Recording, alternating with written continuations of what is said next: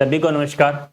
आज के इस सेशन में हम टेस्ट सीरीज 3.0 जो हमने स्टार्ट कर रखी है विद वीडियो सॉल्यूशन, उसका वीडियो सॉल्यूशन पर चर्चा करेंगे।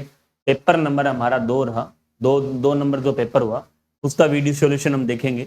उसके अंदर बायोलॉजी के अंदर जो हमारा है एम्ब्रियोलॉजी, जिसे एनिमल डेवलपमेंट बायोलॉजी बोलते हैं, ये पार्ट 11वीं 12वीं और बीएससी दोनों का शामिल था।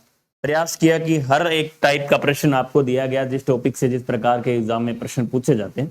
आपने यदि ईमानदारी से इन 45 प्रश्नों को देखा है तो आपको ये अनुभव हुआ होगा कि लगभग हर एक टॉपिक को हमने छूने का प्रयास किया है और आपका रिवीजन भी बहुत शानदार हुआ होगा, क्योंकि आपने इन 45 प्रश्न आपको नहीं भी आ रहे हैं तो आपने उनका जाकर घर पे अध्ययन भी किया है। और उसके साथ साथ इसकी एक पीडीएफ भी हमने डाली थी, जिसमें व्याख्यात्मक वीडियो तो हम नहीं बना पाए, उसका पीडीएफ हमने डाल दी थी। हर एक सेशन का आपको वीडियो है जो दिया जाएगा। वीडियो का क्या फायदा है कि हमें ये पता चल जाता है कि इस एग्जाम में किस प्रकार के प्रश्न आते हैं, और कुछ आपके जो डाउट हैं उनको हम प्रयास करेंगे क्लियर करने का। यहाँ 2-3 डाउट इस पेपर में भी थे, तो उनको हम बताएंगे आपको कि किस टाइप से ऐसा प्रश्न आए तो आप इस तरीके से कर सकते हैं। इसके अलावा एम्ब्रियोलॉजी एक बायोलॉजी का ऐसा पार्ट है जहां से लगभग, क्योंकि मुख्य रूप से जूलॉजी का बिंदु है जो माना जाता है, जूलॉजी की टॉपिक भी कम है, और यहाँ से लगभग संभावित एग्जाम के अंदर सेकंड ग्रेड में 2 प्रश्न आ जाते हैं, 2 से 3 भी आ सकते हैं, क्योंकि ये जुड़ा हुआ कहीं ना कहीं हमारा जो एंडोक्राइन सिस्टम है या ऐसे जो कुछ एक टॉपिक हैं जहां से जुड़ा हुआ है। मुख्य रूप से एंडोक्राइन और एम्ब्रियोलॉजी आपस में कोरिलेशन वाले टॉपिक हैं, दोनों से प्रश्न आते हैं, खूब प्रश्न आते हैं दोनों से।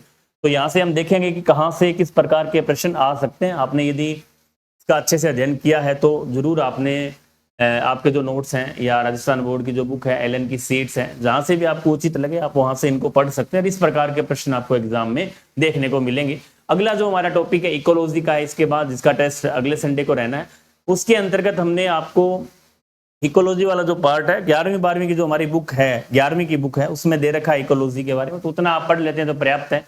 उसके साथ साथ कौन से टॉपिकों पर आपको फोकस करना है, उसमें हम ग्लोबल वार्मिंग का जो टॉपिक है वहां से प्रश्न आते हैं। बायोडाइवर्सिटी कंजर्वेशन है, जैव विविधता संरक्षण है, 2 विधियां ex in situ ex situ, वहां से भी प्रश्न आते हैं। प्रदूषण है, पर्यावरण प्रदूषण, जहां से उनसे संबंधित रोग भी प्रश्न देखे जाते हैं हमें।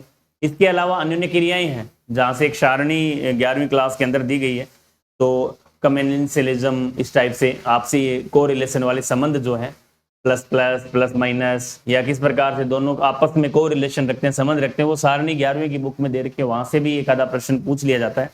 इसके साथ साथ पिरामिड्स का टॉपिक है, वहां से प्रश्न संभावित रहता है कि किस प्रकार का पिरामिड बनता है, फिर उल्टे होंगे सीधे होंगे, ऐसा प्रश्न आता है। या आप जो यदि हम उसी में बात करें ग्लोबल वार्मिंग के अंदर देखें तो वहां से भी गैसों का जो वर्गीकरण है वहां से पूछ लिया जाता है। ओजोन अपघटन है, किस प्रकार से होता है, ये प्रश्न आपके सिंपली यहाँ से पूछे जाते हैं। कुछ डे हैं, जैसे कौन सा दिवस कब बनाया जाता है, वहां से भी पूछा जाता है। इस प्रकार के प्रश्न आपको आने वाले पेपर में बायो के 45 प्रश्न मिलेंगे। प्रयास रहेगा कि इन प्रश्नों को भी आप कर लेते हैं तो आपका ये टॉपिक बहुत ही शानदार तरीके से क्लियर हो जाए। हम स्टार्ट करते हैं। पहला प्रश्न,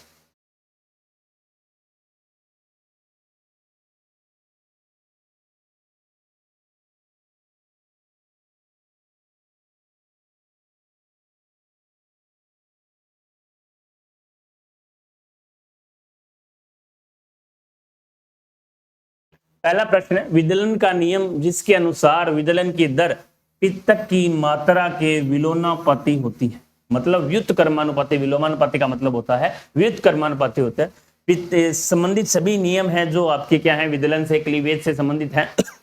सेक का नियम है, फ्लूजर का नियम है, हार्टविंग का नियम है, वोल्फोर का नियम।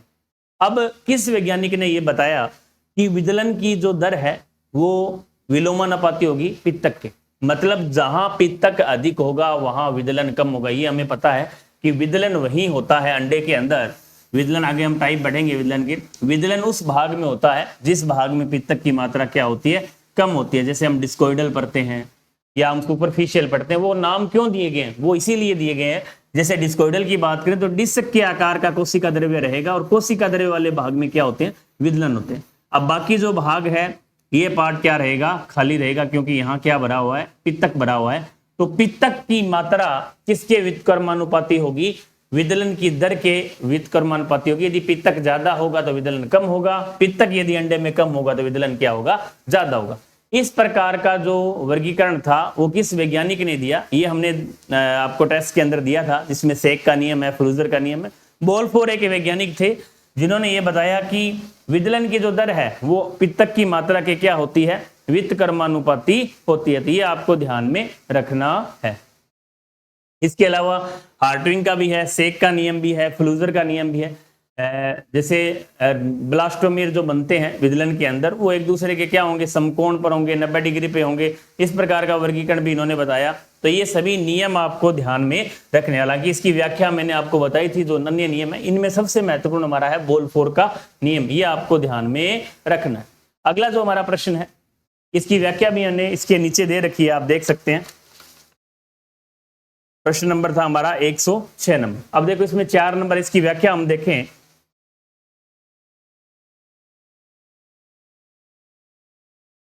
ये देखो सेक का नियम, इसके अनुसार प्रत्येक ब्लास्टोमियर में विदलन के समय 2 समान ब्लास्टोमियर का निर्माण होता है। प्रत्येक नया विदलन पूर्ण विदलन के क्या होता है, समकोण पर उपस्थित होता है। इसी तरह फ्लूजर का नियम है, इसके अनुसार विदलन समसूत्री विभाजन के समय तर्कु हमेशा कम प्रतिरोध की दिशा में क्या होंगे, आगे बढ़ते हैं। इसके अनुसार विदलन की दर, बोल्फोर का जो नियम है वो हमने बात कर ही लिया। इस प्रकार का प्रश्न आपसे पूछा जा सकता है, रूल आपसे पूछे जा सकते हैं।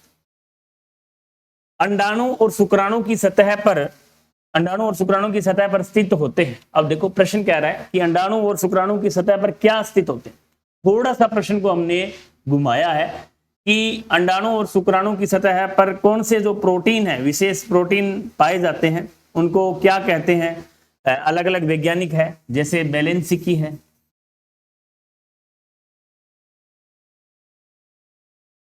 जैसे लीली है। यह प्रश्न क्या है कि जब हम निषेचन पढ़ते हैं, निषेचन के समय इस प्रकार के प्रश्न आते हैं कि निषेचन आपसी अंडाणु और शुक्राणु का जो मिलन है उस समय दोनों के मध्य अंतर प्रवृत्ति क्रियाएं, अंत्य क्रियाएं होती है। उसमें क्या होता है कि हम ये दोनों एक दूसरे को पहचानते हैं। पहचानने का जो कारण है, किस कारण एक दूसरे को ये पहचानते हैं, वो कारण है इनके ऊपर विशेष प्रोटीन पाई जाती है। क्या पाई जाती है, विशेष प्रोटीन पाई जाती है। अब विशेष प्रोटीन कौन सी होगी कि हम बात करें शुक्राणु के अंदर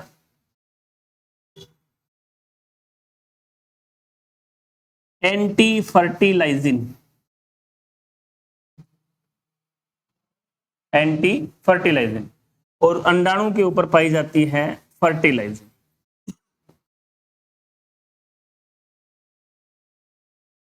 अब देखो, अब ये कह रहा है कि फर्टिलाइजिन, ये बात कर रहा है पहले अंडाणु की। अब अंडाणु की होती है क्या, फर्टिलाइजिन। और फर्टिलाइजिन एक प्रकार के क्या होते हैं, या तो हो सकते हैं ग्लाइकोप्रोटीन और या हो सकते हैं क्या, म्यूकोपॉलीसेकेराइड। या तो इनको बोल देंगे ग्लाइकोप्रोटीन, या यदि नहीं दिया हो तो आप इनको म्यूकोपॉलीसेकेराइड या पॉलीसेकेराइड भी बोल सकते हैं। म्यूकोपॉलीसेकेराइड या पॉलीसेकेराइड भी बोल सकते हैं। अब देखिए इनमें म्यूकोपॉलीसेकेराइड होगा या पॉलीसेकेराइड होगा, इसको हम देखें तो क्या रहेगा, इसका उत्तर हम देखने का प्रयास करेंगे। अंडाणु के अंदर क्या होगा, पॉलीसेकेराइड हो सकता है, म्यूकोपॉलीसेकेराइड हो सकता है, या ग्लाइकोप्रोटीन हो सकता है। दूसरा हमारा क्या है, शुक्राणु। शुक्राणु की सतह पर पाए जाएंगे एंटी फर्टिलाइजिन, और एंटी फर्टिलाइजिन क्या होते हैं, अम्लीय प्रोटीन होते हैं। तो इसका उत्तर होगा ग्लाइकोप्रोटीन या अम्लीय प्रोटीन, ये होगा 3 नंबर। इसके अलावा ये बात किसने कही, लिली ने तो ये बताया कि अंडाणु की सतह पर फर्टिलाइजिन पाए जाते हैं, और बेलेंसिकी ने ये बताया कि एंटी फर्टिलाइजिन किसकी सतह पर पाए जाते हैं, शुक्राणु की सतह पर पाए जाते हैं। तो ये आप इस प्रकार से इस प्रश्न को कर सकते हैं। इसको हर बार घुमाकर अलग अलग तरीके से पूछा जाता है। एक आगे आएगा हार्मोन का, कौन कौन से हार्मोन है जो पाए जाते हैं, तो ये आप आराम से इसको कवर कर सकते हैं।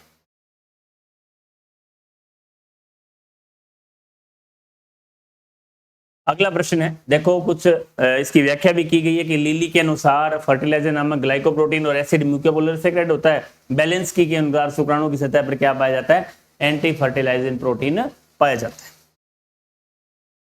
शुक्राणु की सतह पर पाए जाने वाले हार्मोन दोनों हैं, अंडाणु पर भी 2 पाए जाएंगे और शुक्राणु के ऊपर भी 2 पाए जाते हैं। कौन से हार्मोन है कि जो शुक्राणु और अंडाणु की सतह पर पाए जाते हैं। यदि आपसे बात करें अंडाणु तो पाया जाता है गाइनोगेमोन फर्स्ट और सेकंड। यदि आपसे बात करें शुक्राणु तो पाया जाएगा एंड्रोगैमोन फर्स्ट और एंड्रोगैमोन सेकंड। दोनों गैमीट अलग अलग प्रकार के हार्मोन है जो स्रावित करते हैं, आपको ध्यान में रखना है।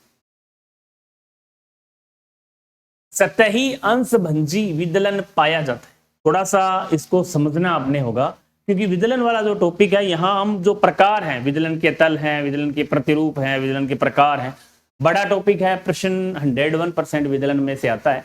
तो अब आएगा कैसे कि सतही अंशभंजी। सबसे बात ये आपको ध्यान में रखनी कि विदलन जब भी आप पढ़ें, टाइप ऑफ विदलन पढ़ें, तो आपको इंग्लिश टर्म इसकी विशेष तौर से ध्यान रखनी। जैसे हम बात करें इंग्लिश टर्म की, हम बात करते हैं कि हमने बात की क्लीवेज। अब हम दो प्रकार से इसको बांट सकते हैं। पहला होगा हमारा होलोब्लास्टिक, या इसको हम बोल सकते हैं कंप्लीट। अब बात करेंगे क्यों कहते हैं कंप्लीट। दूसरा होगा मीरोब्लास्टिक, या इसको बोलेंगे इनकम्प्लीट। क्यों बोलेंगे इस पर भी बात करेंगे। अब एक बार हम इसकी बात कर रहे हैं, अब इसके भी दो पार्ट हैं। यदि इसके दो पार्ट की बात की जाए तो हम इक्वल होलोब्लास्टिक और ये होगा अनइक्वल होलोब्लास्टिक, समझ गए। अब ये तो होगा इक्वल और ये होगा अनइक्वल। अब यहां बात करें तो ये होगा डिस्कोइडल, क्या होगा डिस्कोइडल मीरोब्लास्टिक, और ये होगा सुपरफिशियल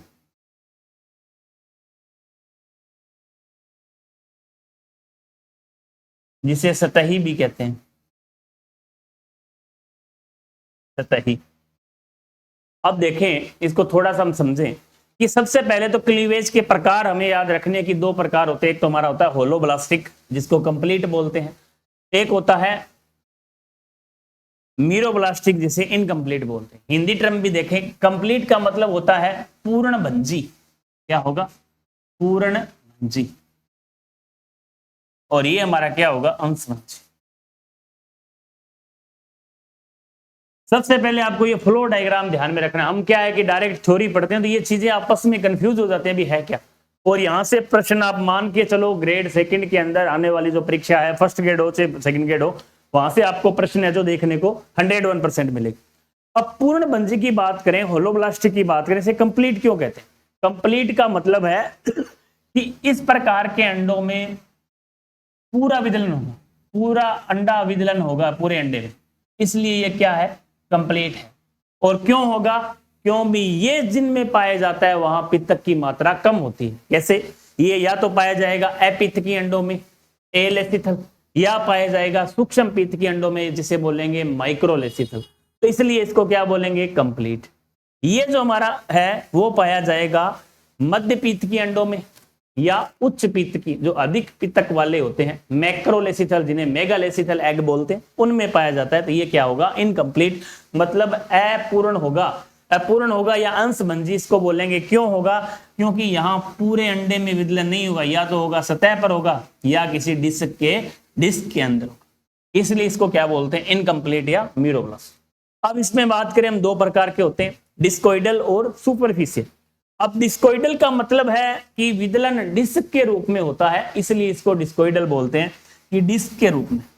जैसे ये डिस्क आपको, क्योंकि यहाँ साइटोप्लाज्म जो कोशिका द्रव्य है वो बिल्कुल थोड़ी सी जगह में होगा, बाकी में क्या भरा होगा पित्तक भरा होगा। पित्तक होने के कारण यहाँ विदलन होगा नहीं और विदलन इस डिस्क में होगा, इसलिए इसको क्या बोलते हैं डिस्कोइडल बोलते हैं। दूसरा है सुपरफिशियल या सतही। इस प्रकार का विदलन सतहों पर होता है, बाहरी सतह पर होने के कारण इसको सुपरफिशियल बोलते हैं। क्यों बोलते हैं, क्योंकि कीटों के जो अंडे होते हैं वो बीच में से फुल पित्तक से भरे होते हैं। इस प्रकार के अंडे होंगे, यहाँ माइक्रोपाइल होता है और यहाँ ब्लास्टोमियर बनेंगे साइड में। यहाँ इनमें क्या होगा विदलन होगा, और विदलन होने का कारण है कि यहाँ साइटोप्लाज्म है, साइड में जमा होगा, यहाँ विदलन होगा। बीच का जो भाग है वो अविदलित रहेगा जिसमें विदलन नहीं होता। ये पाया जाता है हमारा कीटों के अंडों में। ये हमारा पाया जाता है मेगालेसिथल अंडों में, रेप्टिलिया एविस वगैरह में, जहां पित्तक की मात्रा ज्यादा होती है। पूर्णभंजी और अंशभंजी, सॉरी पूर्णभंजी में इक्वल समान पूर्णभंजी बोलेंगे और इसको हम क्या बोलेंगे, असमान पूर्णभंजी। अब शायद आपको पूरा डायग्राम समझ में आएगा होगा। अब समान किन में पाया जाएगा, कि उन अंडों के अंदर समान पाया जाएगा जहां पित्तक की मात्रा बिल्कुल न के बराबर है, एलेसिथल बोल सकते हैं, माइक्रोलेसिथल। और ये पाया जाएगा मीजोलेसिथल या टिलोलेसिथल, जिन्हें गोलार्ध पित्त की बोलते हैं। मीजो हो सकता है या इसको टीलो बोल सकते हैं, हिंदी में आप बोलो तो गोलार्ध पित्त की बोल सकते हैं। ये उनमें पाया जाता है, मतलब एम्फीबिया के अंदर असमान प्रकार का विदलन। अब यहां थोड़ी सी कंफ्यूजन होती है, आगे हम देखेंगे उसको, कि असमान प्रकार का जो विदलन, अब ये चीजें समझने के बाद आपके 6-7 प्रश्न आपके ऑटोमेटिक आगे सही हो जाएंगे। तो आप जब भी विदलन पढ़ें तो विदलन के रूप में एक बड़ा डायग्राम आपको बाहर से पता होना चाहिए कि किस प्रकार के प्रश्न यहां से पूछे जाते हैं। होलोब्लास्टिक आप कंप्लीट इसको डायग्राम को बना सकते हैं कि होलोब्लास्टिक, या इसको कंप्लीट बोलेंगे। कंप्लीट क्यों बोलते हैं, पूर्ण अंडे में विदलन होगा, इक्वल समान रूप से होगा समी में, लेकिन यहां समान रूप से नहीं होगा। यहां समान रूप से होने का कारण है कि यहां अंडे के अंदर विदलन, सॉरी पित्तक है जो नहीं है, और पूरे अंडे में विदलन होता है, इसको समान कहते हैं। यहां जिस भाग में पित्तक पाया जाएगा उस भाग में विदलन नहीं होगा, इसलिए इसको असमान बोलते हैं, अनइक्वल बोलते हैं। किस में पाया जाएगा, मीजोलेसिथल अंडों में, मेंढक के अंदर, एम्फीबिया के अंदर, या टिलो और गोलार्ध पित्त की अंडों में। मीरोब्लास्टिक का मतलब होता है इनकम्प्लीट, उन अंडों में पाया जाता है मीरोब्लास्टिक जहां पित्तक की मात्रा क्या होती है, बहुत ज्यादा होती है, पित्तक बहुत ज्यादा होता है, और अंडे का में जो विदलन है वो इनमें नहीं होता। और उसके लिए हम क्या करते हैं, डिस्कोइडल, दो प्रकार है, डिस्कोइडल मतलब डिस्क के रूप में होगा रेप्टाइल वगैरह में, सुपरफिशियल का एग्जांपल है कीट के अंडों में। एक ऐसा प्रश्न भी आता है कि कीट के अंडों में किस प्रकार का विदलन पाया जाता है, तो आप दोनों आएंगे, डिस्कोइडल भी आ सकता है, क्या प्रश्न है ऐसा, उस पर हम देखेंगे कि इसका उत्तर हमें क्या करना है, सुपरफिशियल या सतही करना है। आगे हम देखते हैं अगला प्रश्न। इसमें प्रश्न हमारा था कि सतही अंशभंजी विदलन पाया जाता है, यही तो प्रश्न है, सतही या अंशभंजी जो विदलन है वो पाया जाता है, जिस प्रश्न की हम बात कर रहे थे।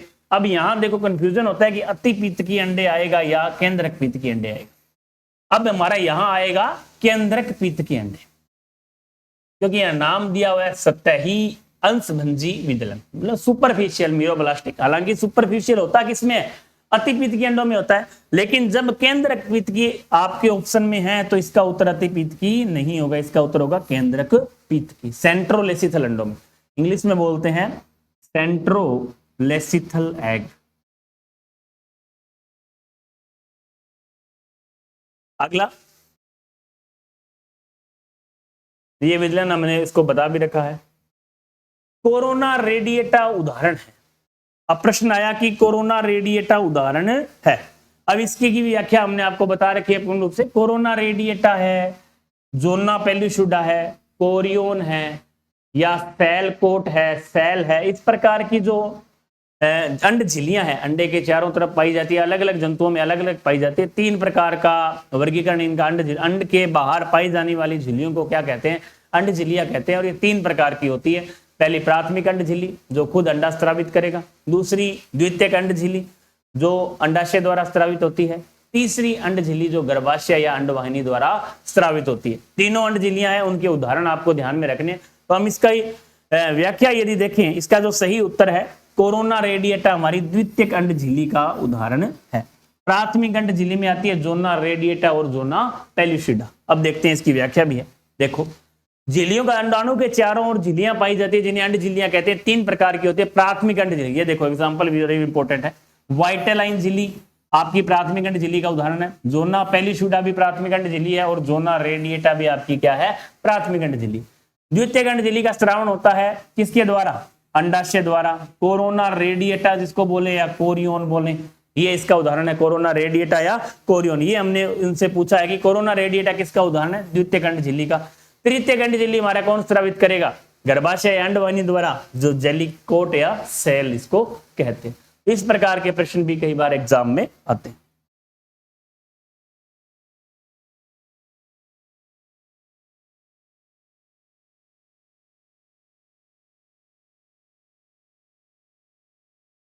प्रश्न नंबर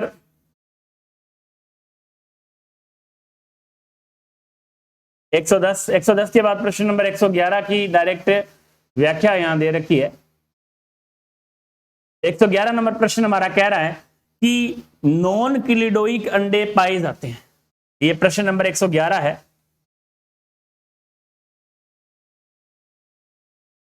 प्रश्न नंबर 111 है कि नॉन क्लिडोइक अंडे, नॉन क्लिडोइक अंडे। अब नॉन क्लिडोइक अंडों की बात करें, जैसे अंडों का वर्गीकरण जब बढ़ते हैं, क्लिडोइक और नॉन क्लिडोइक पित्तक की मात्रा के आधार पर हो सकता है। ये वर्गीकरण जो है कवच के आधार पर है। कवच जो अंडों के बाहर पाया जाता है, कवच के आधार पर अंडों को दो भागों में बांटा है, क्लिडोइक और नॉन क्लिडोइक। क्लिडोइक का मतलब होता है जिन अंडों के चारों ओर क्या पाया जाता है, कवच है जो पाया जाता है, और जिन अंडों के चारों ओर कवच नहीं पाया जाता है उन्हें क्या कहते हैं, नॉन क्लिडोइक कहते हैं। अब प्रश्न कह रहा है कि नॉन क्लिडोइक अंडे पाए जाते हैं। नॉन क्लिडोइक का उदाहरण देखो क्या क्या दे रखे हैं। रेप्टाइल के अंडे आपने देखे होंगे, उनके बाहर कवच कैल्शियम कार्बोनेट का पाया जाता है।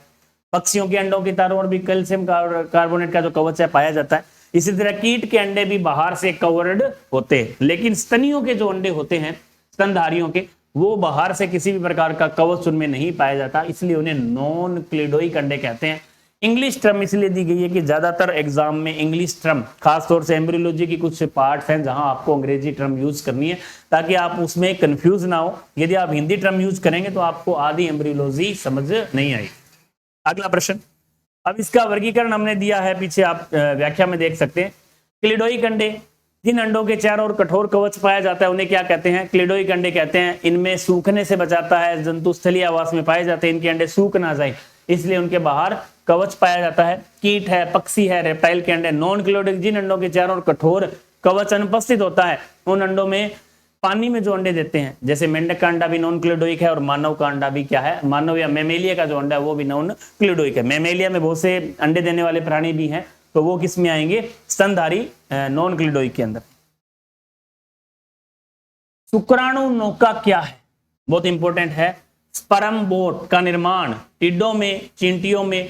अब जो टिड्डे हैं उनके बहुत से शुक्राणु मिलकर एक बोट का निर्माण कर लेते हैं, ऐसे एक लंबी बोट बनाएंगे, उसको क्या बोलते हैं, टिड्डों के जो शुक्राणु आपस में मिलकर एक बोट बनाते हैं, जिसे क्या कहते हैं, शुक्राणु नौका कहते हैं। एक प्रकार की आभासी बोट है। आप ऐसा उदाहरण है कि किन में आता है, ऐसा प्रश्न आ जाता है, कई बार एग्जाम्पल पूछ लिए जाते हैं, तो आपको ध्यान में रखना कि टिड्डों के अंदर। इसी तरह शुक्राणु नाव, ओपोनस एक एग्जाम्पल और है, ओपोसम, और टिड्डों के अंदर शुक्राणु मिलकर शुक्राणु का निर्माण करते हैं। टोड फिश में द्विकसाबी शुक्राणु पाए जाते हैं। एस्केरिस में शुक्राणु नहीं, पूंछविहीन होते हैं, अर्थात एककसाबी के होते हैं। कुछ गैस्ट्रोपोडा में 60 कसाबी, 6 जिनके अंदर कसाबिकाएं पाई जाती हैं, वो किसमें होते हैं, गैस्ट्रोपोडा जो मोलस्का का वर्ग है। शुक्राणु का गेलिया कैपिटिस भाग कहलाता है। बहुत अच्छा प्रश्न है कि शुक्राणु का जो गेलिया कैपिटिस वाला भाग है वो क्या कहलाता है। प्रश्न यहां से कई बार एग्जाम में आया हुआ है और आ भी सकता है। बहुत आसान है कि शुक्राणु का गेलिया कैपिटल वाला भाग है जो क्या कहलाता है। देखो ये डायग्राम है शुक्राणु का,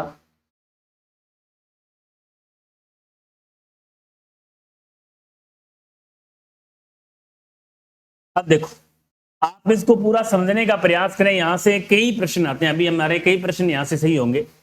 जैसे मैं लिखूं, आपने एक शब्द देखा होगा, निबेन कर्ण,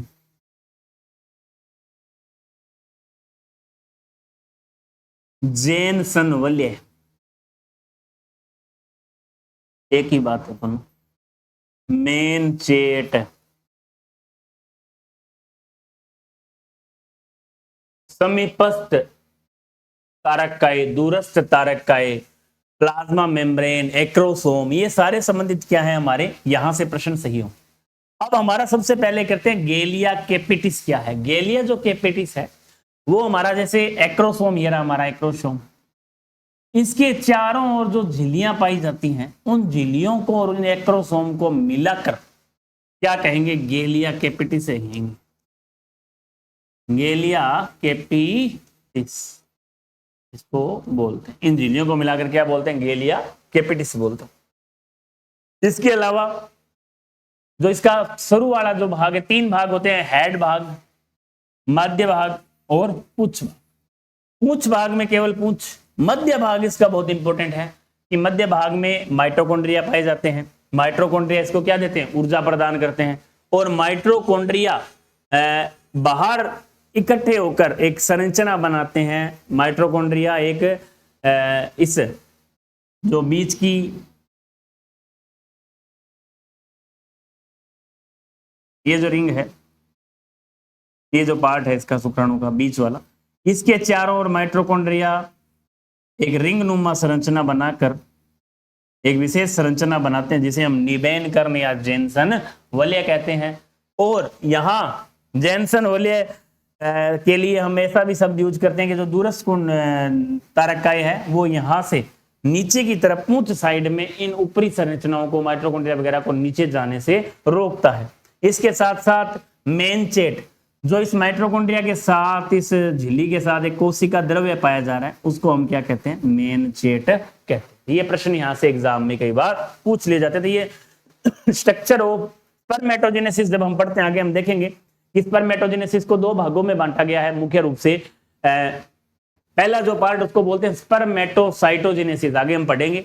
उसके बाद दूसरा पार्ट आता है स्पर्मियोजेनेसिस या स्पर्मेटोटिलियोसिस। ये कंफ्यूज करने वाले वर्ड हैं, लेकिन दोनों का क्या अंतर है आगे हम देखेंगे किस प्रकार से ये दोनों मिलकर स्पर्मेटोजेनेसिस का जो निर्माण है जो करते हैं। निम्न में से एमनियोटा में शामिल नहीं है। कशेरुकी जो है कोडेट्स है उनको एमनियोन के आधार पर जो अतिरिक्त भ्रूणीय झिल्लियां हैं जैसे एमनियोन है, कोरियोन है, एलेंटोइस है, योगसेक है, इसके आधार पर दो भागों में बांटा है। केवल एमनियोन के आधार पर, अतिरिक्त भ्रूणीय झिल्लियां पूरी नहीं, केवल एमनियोन के आधार पर दो भागों में बांटा। ये प्रश्न भी आ जाता है, इजी प्रश्न है, लेकिन कई बार हम मात खा जाते हैं कि एमनियोन के आधार पर एमनियोटा और नॉन एमनियोटा या एमनियोटा, एमनियोटा या नॉन एमनियोटा बोल दो या एमनियोटा बोल दो। मतलब जिसमें एमनियोन पाई जाती है उसको तो बोलेंगे एमनियोटा, और जिनमें एमनियोन नहीं पाई जाती है उसको बोलेंगे नॉन एमनियोटा। ये आपको ध्यान में रखना है। अब देखो हम एमनियोन किस में नहीं पाई जाएगी, रेप्टिलिया, एवीज, मेमेलिया में तो क्या पाई जाती है, राम जिसको बोलते हैं रेप्टिलिया, एवीज और मेमेलिया में क्या पाई जाती है, एमनियोन पाई जाती है। और एम्फीबिया हमारा जो है जिसमें एमनियोन नहीं पाई जाती। ये उसका पूरा वर्गीकरण दे रखा है। आगे हम देखें निम्न में से किस प्रकार की अपरा मनुष्य में पाई जाती है। मतलब अपरा का जब वर्गीकरण देखते हैं एक अपरा इनमें से ऐसी है कि जो मनुष्य में पाई जाएगी। अलग अलग प्राणियों में अलग अलग अपरा का पूरा वर्गीकरण है। आगे हम कोशिश कर रहे हैं कि इसकी जो नोट्स हैं वो भी आपको ऐप में अवेलेबल करवाएंगे आगामी 15-1 दिन के अंदर अंदर। जैसे नोट्स तैयार होंगे तो आपको आगे वाले टेस्ट में रिवीजन की जरूरत नहीं पड़ेगी, आप उन नोट्स को पढ़ लेंगे तो पूरा सफिशिएंट आपके लिए रहेगा। उसका प्रयास हमारा जो जारी। इसमें किस प्रकार की अपरा मनुष्य में पाई जाएगी, तो इसको बोलेंगे मोनोडिस्कोइडल जो है अपरा मनुष्य में पाई जाती है। एक कोरियोन, एलेंटो इस प्रकार है। अलग अलग अपराओं का वर्गीकरण है जिसमें से कौन सी मनुष्य के अंदर पाई जाती है। तो यहाँ इसमें जो दी हुई है उनमें हमारा मोनोडिस्कोइडल। परिपक्व शुक्राणु में होते हैं। एक जो पूरा शुक्राणु है वो किससे मिलकर बन सकता है, उसके अंदर देखो एक केंद्रक होगा, ये बिल्कुल सही बात है। एक एक्रोसोम होगा, बिल्कुल सही है। एक जोड़ी तारकाय होगा, बिल्कुल सही है। एक पुच्छ भी उसमें पाई जाती है, तो इसका ये उत्तर हमारा सही है। इससे मिलकर पूरा शुक्राणु है जो बनता है। अब देखो अच्छा प्रश्न है, न्यूमेरिकल टाइप का प्रश्न है। यहां हम कई बार मात खा जाते हैं इस प्रकार के प्रश्नों में कि ऐसे प्रश्न को किस प्रकार से करना चाहिए। आप इसको देखेंगे तो कि मनुष्य में 50 द्वितीयक oocyte व 100 द्वितीयक स्पर्मेटोसाइट कितने अंडे और कितने शुक्राणु बनाएंगे। जब हम आगे एक प्रश्न पर डिस्कशन करेंगे थोड़ा सा देख लेते हैं इसको कि एक तरफ तो हमारा चलता है स्पर्मेटोजेनेसिस। क्या चलता है, स्पर्मेटोजेनेसिस। एक तरफ हमारा चलता है oogenesis। दोनों चलते हैं। अब स्पर्मेटोजेनेसिस, अब ये स्टार्ट कहां से होता है कि प्राइमोर्डियल जो जर्म सेल है वहां से क्या बनेंगे, स्पर्मेटोगोनिया बनेंगे। उधर क्या बनेंगे, ऊगोनिया बनेंगे, स्पर्मेटोगोनिया। ये सारे क्या हैं, द्विगुणित है, 2n है। अब इनमें निरंतर समसूत्री विभाजन होंगे तो प्राथमिक स्पर्मेटोसाइट से द्वितीयक स्पर्मेटोसाइट से स्पर्मेटिड, और स्पर्मेटिड से क्या बनते हैं लास्ट में अगली प्रक्रिया के अंदर स्पर्मेटोजोआ या स्पर्म बनते हैं। तो यहां हम बात करें, ऐसा प्रश्न जब आपके एग्जाम में आ जाए तो आपको एक थ्योरी इसकी याद रखनी, आप कंफ्यूज होंगे नहीं तो, कि जब भी बात करें oogenesis की तो वहां हमेशा एक से एक ही बनता है। एक सेल से कितने बनेंगे? एक।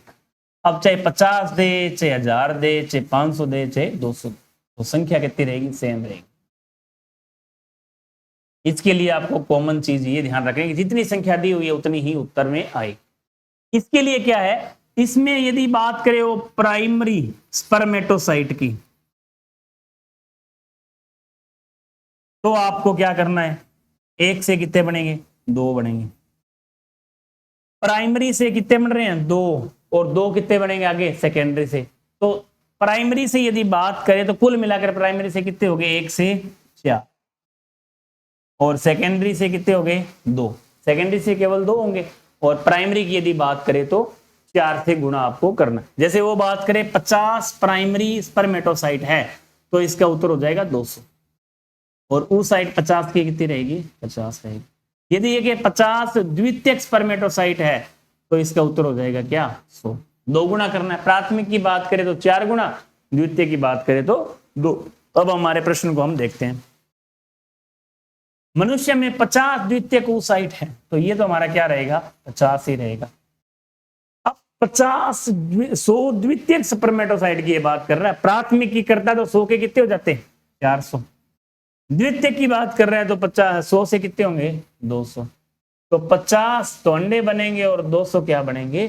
शुक्राणु बनेंगे। तो इसका उत्तर होगा 1 नंबर। ये ध्यान आपको रखना।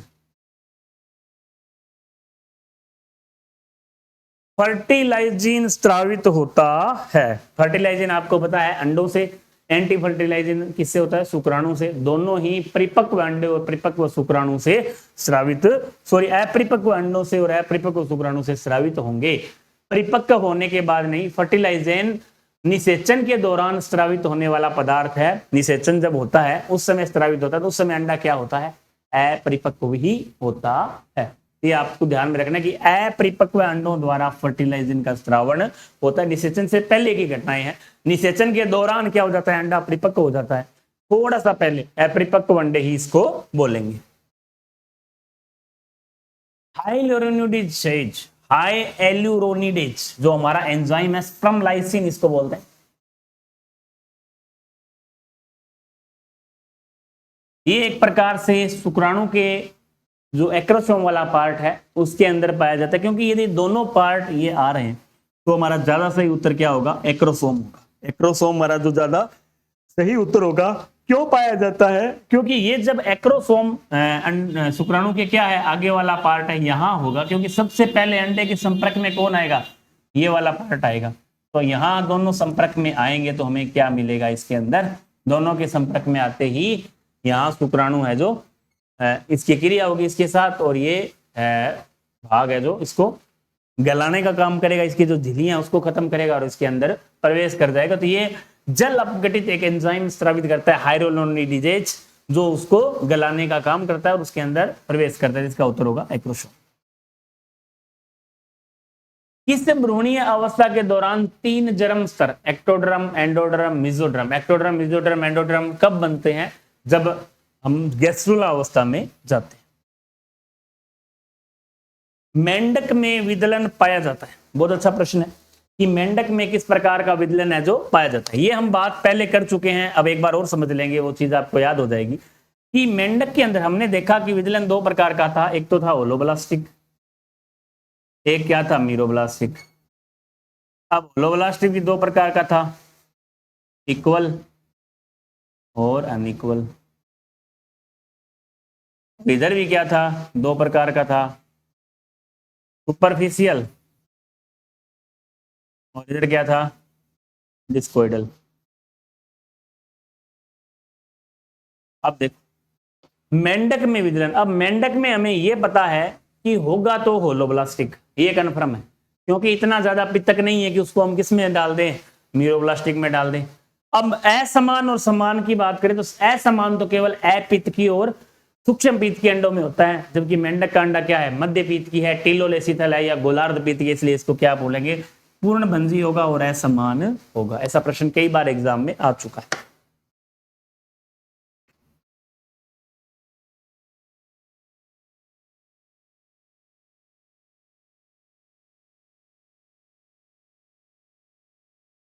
ये पूरा इसका क्लासिफिकेशन दे रखा था, आप इसको भी देख सकते हैं। अब देखो अति पीत की अंडों में विलयन, अब फिर वापस इसको घुमाए, जितने प्रकार के प्रश्न बनने थे उतने मैंने दिए आपको। थोड़ा सा आप इसका बेसिक कॉन्सेप्ट यदि समझ जाते हैं विदलन का, अंडों का, पित्तक का, तो आप आराम से कैसा भी प्रश्न आए, और प्रश्न हमेशा घुमा कर आएगा, प्रश्न की भाषा चेंज होगी, उत्तर वही रहेगा। जैसे अति पीत की अंडे हैं, अब अति पीत की अंडे जब भी आएंगे तो ना तो पूर्णभंजी होगा, ना पूर्णभंजी असमान होगा और न समान होगा, सीधा क्या होगा, अंशभंजी होगा। अति पीत की अंडे किसका उदाहरण होते हैं, अंशभंजी का उदाहरण है जो होते हैं।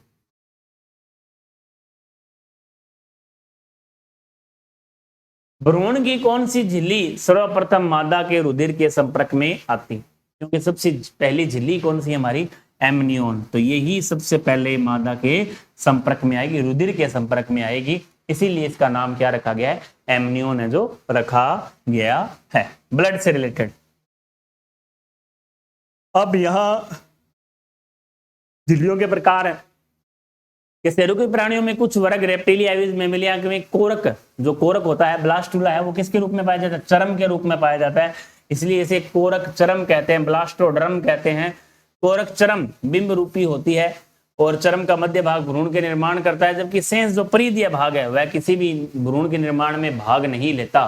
प्रश्न आता है भ्रूण के निर्माण में भाग नहीं लेती, अतिरिक्त भ्रूणीय जो झिल्लियां हैं वो भ्रूण के निर्माण में भाग नहीं लेती हैं।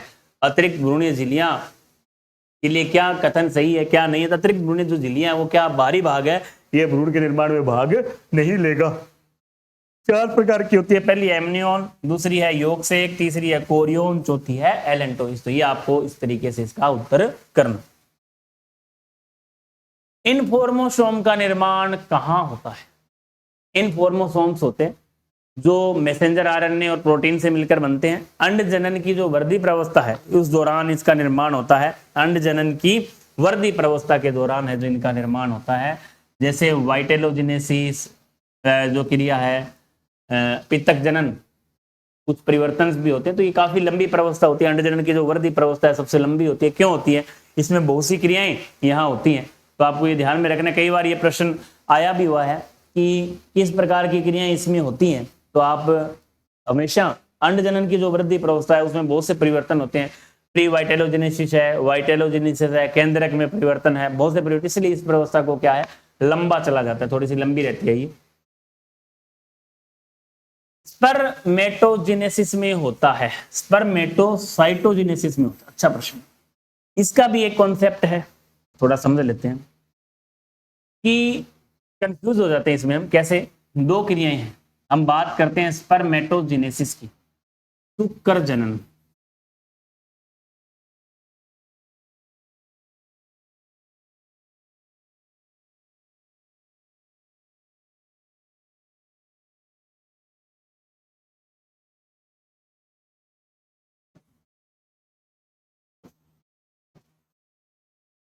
शुक्र जनन में क्या है कि स्पर्मेटोजेनेसिस, अब स्पर्मेटोजेनेसिस को 2 भागों में बांटा गया है, जिसमें पहला भाग है स्पर्मेटोसाइटोजेनेसिस, स्पर्मेटोसाइटोजेनेसिस। दूसरा जो भाग है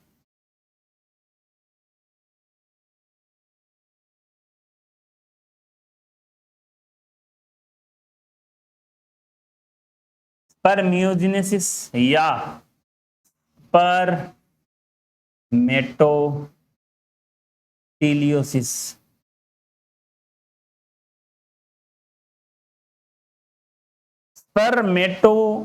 स्पर्मियोजेनेसिस या स्पर्मेटोटीलियोसिस, ये दोनों चीजें। स्पर्मेटोसाइटोजेनेसिस, स्पर्मियोजेनेसिस, स्पर्मेटोटीलियोसिस, ये चीज स्पर्मियोजेनेसिस, स्पर्मेटोटीलियोसिस, स्पर्मेटोसाइटोजेनेसिस, ये तीनों चीज। अब यहां करना क्या है, ये दोनों नाम आपको कंफ्यूज करते हैं कि ये प्रक्रिया क्या है और ये प्रक्रिया है जो क्या है।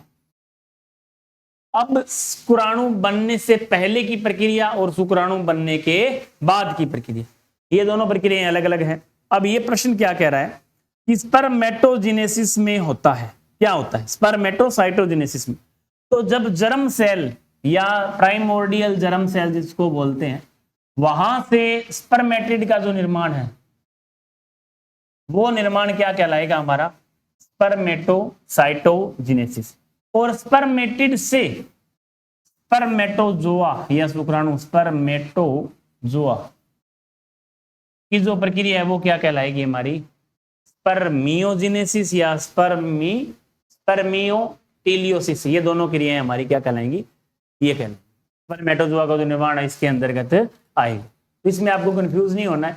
इससे पहले स्पर्मेटोसाइटोजेनेसिस में जैसे है गुणन प्रवस्थाएं हैं, जो तीनों प्रवस्थाएं हैं वो इसी के अंदर आएगी। गुणन प्रवस्था है, वृद्धि प्रवस्था है और हमारी परिपक्वन प्रवस्था है। ये सारी प्रवस्थाएं किसके अंतर्गत आएंगी, स्पर्मेटोसाइटोजेनेसिस के अंदर, शुक्राणु निर्माण से पहले की क्रिया। शुक्राणु निर्माण कब होगा, जब स्पर्मेटिड किस में बदलेगा, स्पर्मेटोजोआ में, क्योंकि जो स्पर्मेटिड होते हैं वो एचल होते हैं और वो किस में बदलेंगे, चल रूपी संरचना में बदलेंगे, तो शुक्राणुओं का निर्माण होगा, उसे हम क्या बोलते हैं, स्पर्मियोजेनेसिस या स्पर्मेटोटीलियोसिस की जो घटना है इसको कहा जाता है। ये आपको ध्यान में रखना है, हालांकि इसका आगे दिया भी हुआ है, व्याख्या भी होनी चाहिए। क्लियर। अब देखो शुक्र जनन को दो चरणों में, पहला स्पर्मेटोसाइटोजेनेसिस और दूसरा हमारा क्या है, स्पर्मियोजेनेसिस या स्पर्मेटोटीलियोसिस।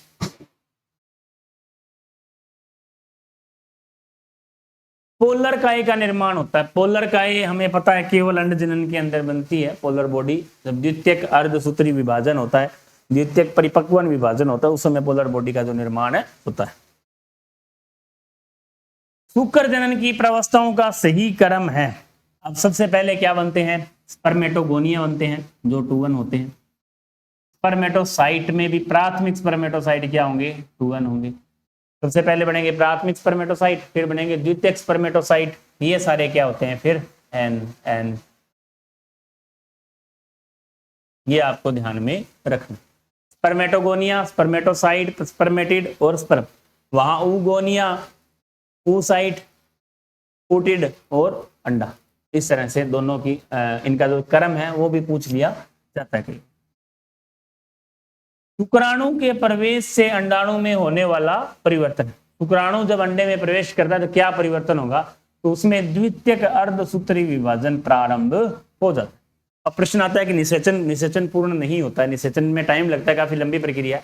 विदलन तो हो चुका है पहले ही, तो विदलन प्रारंभ होता है ऐसा नहीं है, निषेचन पूर्ण हो जाता है ऐसा भी नहीं है। अर्धसूत्री जो द्वितीयक विभाजन है उस समय प्रारंभ होता है जब ये सारी क्रियाएं पहले हो चुकी है, उसके बाद ये क्या हो रहा है, द्वितीयक अर्धसूत्री विभाजन है जो हो रहा है। विदलन प्रारंभ होता है, विदलन तो काफी लेट प्रारंभ होगा। देखो शुक्राणु के प्रवेश करने से अंडाणु में होने वाला परिवर्तन,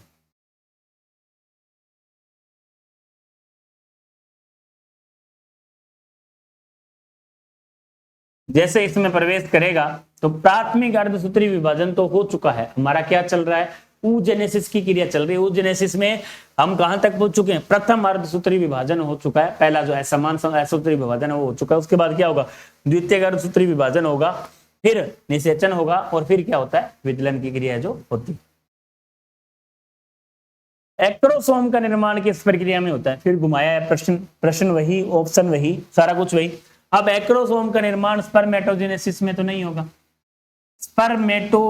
स्पर्मेटोजेनेसिस, स्पर्मेटोलियोसिस, परिपक्वन प्रावस्था, स्पर्मेटोसाइटोजेनेसिस। अब स्पर्मेटोसाइटोजेनेसिस में नहीं, इसका उत्तर होगा स्पर्मेटियोलियोसिस बोल दो या स्पर्मियोजेनेसिस है जो बोल दो, दोनों का एक ही उत्तर है, स्पर्मियोजेनेसिस बोल दो या स्पर्मेटोटीलियोसिस बोल दो। ये हमने पहले समझा है किस प्रकार से इन दोनों प्रक्रियाएं वृद्धि स्पर्मेटोजेनेसिस के अंदर दो भागों में है कि स्पर्मेटोसाइटोजेनेसिस और स्पर्मेटोटीलियोसिस। पॉलीस्पर्मी सामान्यतः किस में पाई जाती है? पॉलीस्पर्मी है कि एक से अधिक स्पर्म का बनना पॉलीस्पर्मी कहलाती है। अब पॉलीस्पर्मी पाई किस में जाती है? ये मुख्य रूप से पक्षियों के अंदर है जो पाई जाती है। पॉलीस्पर्मी किस में पाई जाती है? पक्षियों के अंदर है जो पाई जाती है।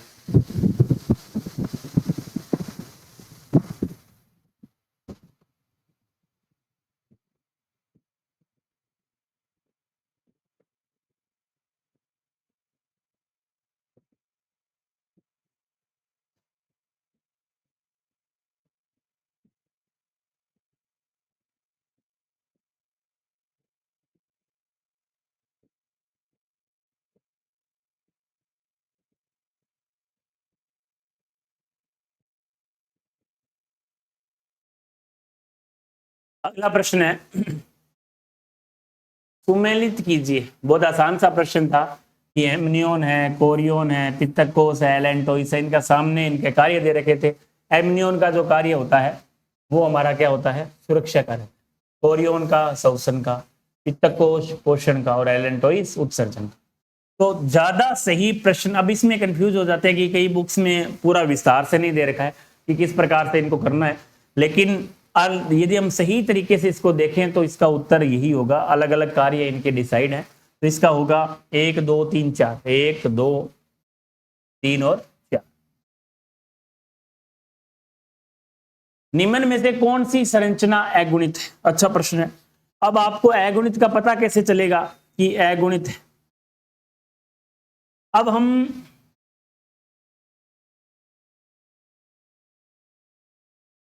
जब हम स्पर्मेटोजेनेसिस की बात कर लेते हैं, ooजेनेसिस दोनों में जब क्रिया प्रारंभ होती है प्राइमोर्डियल जर्म सेल से,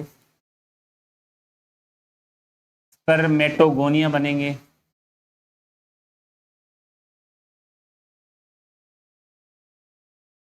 primordial germ cell, spermatogonia, primary spermatocyte,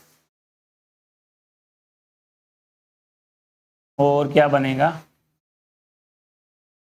secondary spermatocyte. अब प्राइमोर्डियल जो जर्म सेल है वे क्या होती है? 2n होती है। स्पर्मेटोगोनिया भी क्या होगी? 2n होगी। प्राइमरी स्पर्मेटोसाइट तक यही सेम ooजेनेसिस में चलता है। यहां तक ये क्या होती है? अगुणित होती है, तो द्विगुणित होती है। उसके बाद सभी क्या होंगी? अगुणित होंगी। तो यहां हम देखें स्पर्मेटोगोनिया द्विगुणित, प्राइमरी स्पर्मेटोसाइट द्विगुणित, ooगोनिया द्विगुणित, लेकिन ये क्या होगी हमारी? अगुणित। तो इसका उत्तर होगा केवल 3। द्विगुणित अनिषेक जनन का उदाहरण है। बहुत अच्छा प्रश्न है कि द्विगुणित अनिषेक जनन कहते किसे हैं? अब प्राकृतिक अनिषेक जनन की हम बात करें तो वो दो भाग होते हैं प्राकृतिक अनिषेक जनन के। ये जंतुओं में प्राकृतिक रूप से जो जनन पाया जाता है जिसको क्या कहते हैं? प्राकृतिक अनिषेक जनन है जो कहते हैं। अब अगुणित पार्थिनोजेनेसिस और द्विगुणित पार्थिनोजेनेसिस। अगुणित को हम बोलते हैं एरेनोटेकी। ये अच्छा है, प्रश्न आ जाता है यहां से। अगुणित को क्या बोलेंगे? एरेनोटेकी, टोकी, एरेनोटोकी। और द्विगुणित जो होगा उसको हम बोलेंगे थैलोटोकी।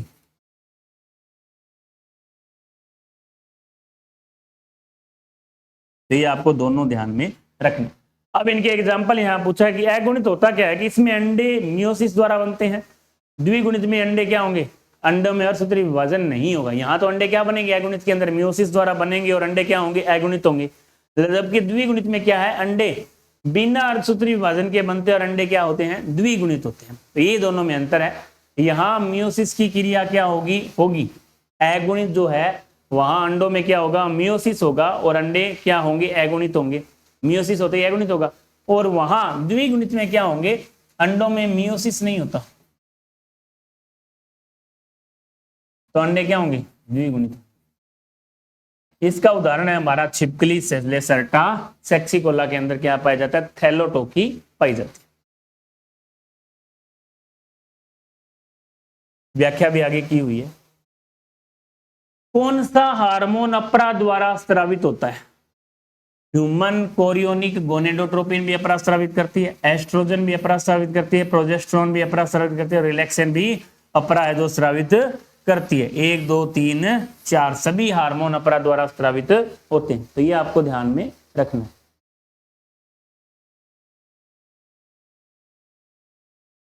टेस्ट ट्यूब बेबी का अर्थ क्या है? अच्छा प्रश्न था, सिलेबस में भी दे रखा है। परख नली में विकसित शिशु नहीं, परख नली में निषेचित तथा परिवर्धित भ्रूण नहीं, निषेचन बाहर बिल्कुल, तथा उसके पश्चात गर्भाशय में प्रत्यारोपण।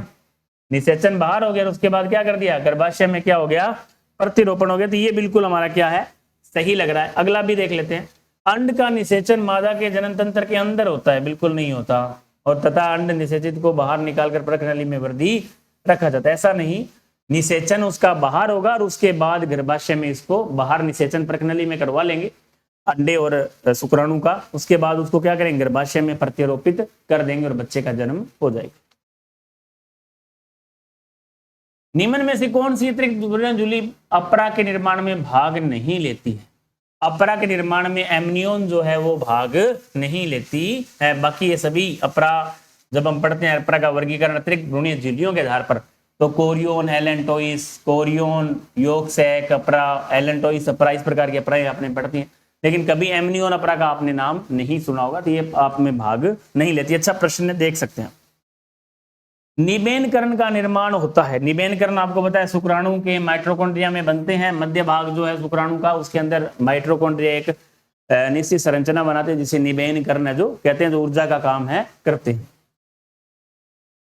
शुक्राणु के मध्य भाग में उपस्थित कोशिका द्रव्य की परत कहलाती है। शुक्राणु के मध्य भाग में उपस्थित कोशिका द्रव्य की जो परत है, निबेनकरण के साथ जो परत पाई जाएगी वो उसे क्या बोलेंगे, मेन सेट बोलेंगे। अक्षीय तंतु तो हमारा यहां से अक्षय तंतु आ रहा है, इसके चारों ओर हमारे क्या है, माइटोकॉन्ड्रिया हैं, जिसे हम क्या बोलते हैं, निबेनकरण। और इसमें यहां हमारे क्या जगह कोशिका द्रव्य पाया जाता है जिसे मेन सेट कहते हैं। अंडाशय के किस अवस्था में, अंडाशय के अंडे किस अवस्था में मुक्त होते हैं? बहुत अच्छा प्रश्न है। द्वितीयक oocyte के रूप में हमेशा स्रावित होंगे ये। जब अंडाशय से अंडे बाहर आएंगे तो किस रूप में आएंगे, द्वितीयक oocyte अवस्था के रूप में। जब वो द्वितीयक oocyte अवस्था में होंगे उस समय बाहर निकाल दिए जाते हैं। ये प्रश्न भी एक बार आया हुआ है आरपीएससी में, इसका उत्तर होगा द्वितीयक oocyte। शुक्राणुओं का सर्टोली कोशिकाओं से मुक्त होना कहलाता है। बहुत अच्छा प्रश्न है।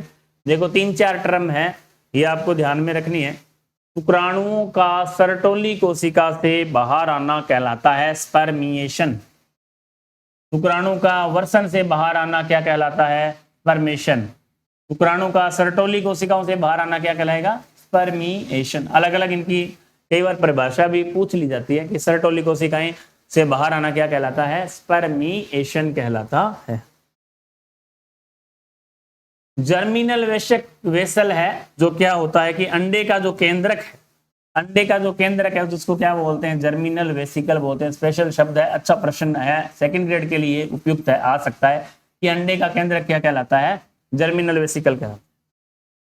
किस प्राणी में बाह्य निषेचन पाया जाता है? जिनमें उदाहरण है कि बाह्य निषेचन किस में पाया जाता है, तो आपको पता है कि मेंढक के अंदर क्या पाया जाएगा, बाह्य निषेचन।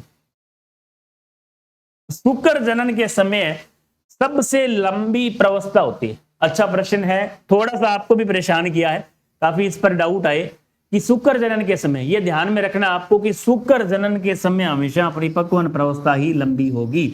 ये आपकी बुक में भी राजस्थान बोर्ड वाली में हो सकता है, मुझे लगा गलत दे रखा है। आप इसको विस्तृत रूप से कोई ऑथेंटिक बुक में यदि आप देखेंगे तो आप ये पाएंगे कि शुक्र जनन की जो परिपक्वन प्रवस्था है वो लंबी होती है। बहुत से परिवर्तन इसके अंदर होते हैं। जैसे शुक्र जनन के अंदर हम बात करें तो अर्धसूत्री विभाजन फर्स्ट है, जो परिपक्वन विभाजन फर्स्ट, परिपक्वन विभाजन द्वितीय, वो सारी क्रियाएं किसमें होती है, परिपक्वन प्रवस्था के अंदर होती है।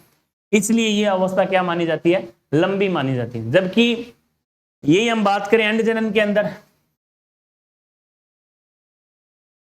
अब अंड जनन के अंदर वृद्धि प्रवस्था लंबी होती है। क्यों? क्योंकि अंडे में जो जितने भी परिवर्तन है, जैसे हम बात करें अंडे में क्या क्या परिवर्तन होते हैं, अंडे के माइटोकॉन्ड्रिया में परिवर्तन होता है, अंडे के वो प्लाज्म में परिवर्तन होता है, प्री वाइटेलोजेनेसिस है, वाइटेलोजेनेसिस है, केंद्रक में परिवर्तन है। और ये सभी जो परिवर्तन है वो कहाँ होंगे, अंडे की वृद्धि प्रवस्था में होने के कारण इसकी जो वृद्धि प्रवस्था है उसको लंबा माना गया है। परिपक्वन अवस्था बिल्कुल छोटी होती है और गुणन प्रवस्था भी बिल्कुल छोटी होती है। अंडे की जितने भी परिवर्तन है, मूलभूत परिवर्तन, वो सब किसमें होते हैं, वृद्धि प्रवस्था में होने के कारण इसको लंबा माना गया। शुक्र जनन के अंदर या स्पर्मेटोजेनेसिस के अंदर जो परिपक्वन अवस्था है उसको क्यों लंबा माना गया है कि जो विभाजन है यहाँ केवल देखो शुक्र जनन छोटी है अंडे जनन की तुलना में, क्योंकि बहुत ज्यादा परिवर्तन इसमें नहीं होते। वहां अंडे में भी जो जिसको बोलेंगे पित्तक का निर्माण होना होता है तो थोड़ी सी लंबी होती है प्रवस्था अंडे जनन। शुक्र जनन में पित्तक वगैरह बनता नहीं है, तो यहाँ केवल विभाजन होते हैं। परिपक्वन विभाजन फर्स्ट है, अर्धसूत्री विभाजन फर्स्ट है, अर्धसूत्री विभाजन सेकेंड है। ये सब किस में होते हैं, परिपक्वन प्रवस्था में होते हैं। इसलिए इस अवस्था को क्या माना जाता है, लंबा माना जाता है। ये आप थोड़ा सा ध्यान में रखना। आपकी बोर्ड में जरूरी नहीं है राजस्थान बोर्ड में दे रखा हो, लेकिन ऐसा प्रश्न आमतौर पर नहीं पूछा जाता है, लेकिन आएगा। यदि दोनों ऑप्शन में हुए तो डिलीट होगा, और यदि आपको लगे कि ऑथेंटिक है, बिल्कुल ही ऑथेंटिक रूप से बताया कि आप इसको परिपक्वन अवस्था ही मानना है। मानव अंडे में विदलन। अब मानव अंडे का जो विदलन है थोड़ा सा ये भी परेशान करने वाला है। मैंने इसका उत्तर माना असमान पूर्णभंजी। एक दो डाउट आ गए, सर नहीं समान पूर्णभंजी होता है। क्यों होता है, क्योंकि ये समान पूर्णभंजी किन में पाया जाता है, जिनके अंदर पित्तक क्या होता है, ना के बराबर या सूक्ष्म पीत की, माइक्रोलेसिकल बोल सकते हैं।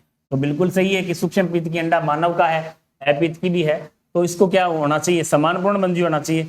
लेकिन मानव का अंडा बताया जाता है कि विशेष तौर से क्या होगा, असमान पूर्णभंजी होगा। ऐसा कई ऑथेंटिक बुकों में लिखा हुआ है, लेकिन हमने आपकी बात मानते हुए इसका उत्तर क्या मान लिया, समान पूर्णभंजी। लेकिन सही तरीके से यदि देखा जाए तो इसका उत्तर क्या होना चाहिए, असमान पूर्णभंजी होना चाहिए। आप यदि ऑथेंटिक बुक थोड़ी बड़े लेवल पे देखते हैं तो मानव का जो अंडा है असमान पूर्णभंजी की श्रेणी में डाला गया है। नॉर्मल बुक 11वीं 12वीं लेवल तक इसको यही माना गया। ऐसे प्रश्न कई बार आ जाते हैं, तो आपको यदि ये प्रश्न आए तो उसमें आप असमान पूर्णभंजी ही करके आना।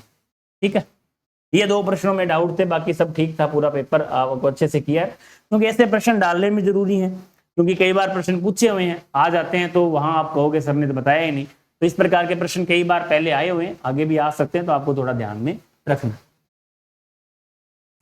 विदलन के फलस्वरूप जो सेल बनती है जिनको हम क्या बोलते हैं, ब्लास्टोमियर्स बोलते हैं। ध्रुवीय इकाई किसके दौरान बनती है? अच्छा प्रश्न था कि ध्रुवीय इकाई बनती कब है, द्वितीयक oocyte के निर्माण के समय बनती है। प्राथमिक oocyte से क्या बनता है, द्वितीयक oocyte, सेकेंडरी oocyte, उस समय क्या बनती है, हमारी ध्रुवीय इकाई बनती है द्वितीयक oocyte के समय। सर्टोली कोशिकाओं का नियमन कौन से पिट्यूटरी हार्मोन द्वारा होता है? बहुत अच्छा प्रश्न है कि सर्टोली कोशिकाओं के नियमन के लिए फॉलिकल स्टिमुलेटिंग हार्मोन जो पीयूष ग्रंथि से स्रावित होता है, फॉलिकल स्टिमुलेटिंग हार्मोन, ये पीयूष ग्रंथि द्वारा होता है। ये हमारे सर्टोली कोशिकाओं को क्या करता है, नियमन है जो करता है।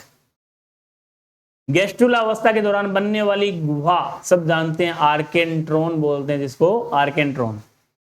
निम्न में से कौन सा कथन विदलन के लिए सही है? बहुत अच्छा प्रश्न है कि विदलन भ्रूण का आकार बढ़ता है। विदलन के समय क्या है, सही है, भ्रूण का आकार नहीं बढ़ता।